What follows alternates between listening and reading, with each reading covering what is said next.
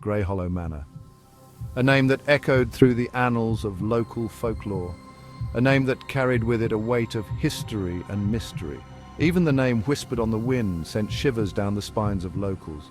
It was as if the very air around the manor was charged with an unseen energy, a palpable sense of dread that seeped into the bones of anyone who dared to venture too close. It stood atop a windswept hill, a spectre against the stormy sky. The manor loomed large, its silhouette a dark and foreboding presence that seemed to watch over the village below. The storm clouds gathered around it as if drawn to its dark allure, casting the house in an eternal twilight. The manor was once grand, a testament to a bygone era.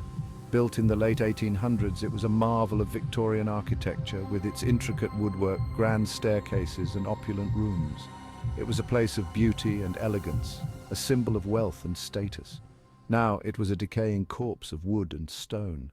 The once grand facade was now a crumbling ruin, the paint peeling, the wood rotting, the stonework cracked and broken. It was a shadow of its former self, a haunting reminder of what once was.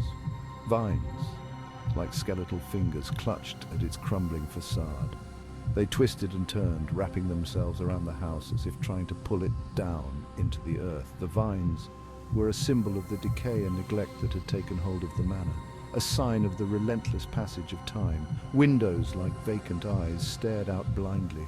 They were dark and empty, the glass shattered, the frames rotting. It was as if the house itself was watching, waiting, biding its time.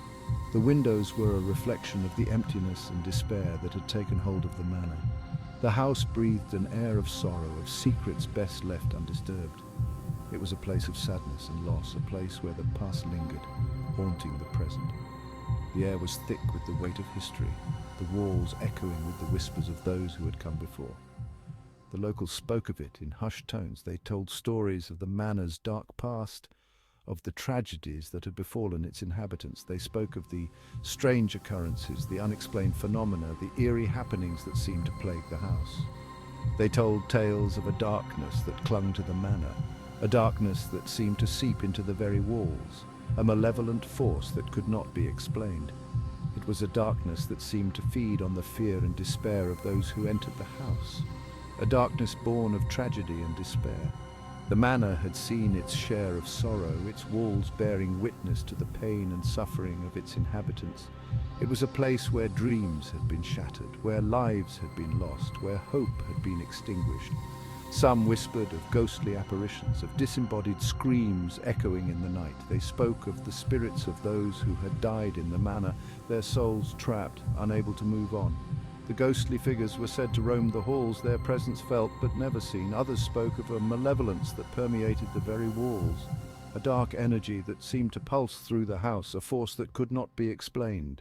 It was a malevolence that seemed to feed on the fear and despair of those who entered the house.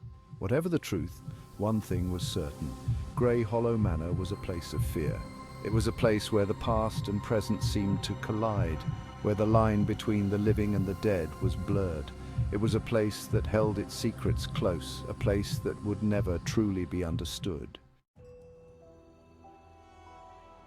The manor's grim history was forever entwined with the Aldridge family. They were its last occupants, their laughter once echoing through its halls, but their joy was short-lived. Tragedy struck swiftly and without mercy. One stormy night, the manor fell silent.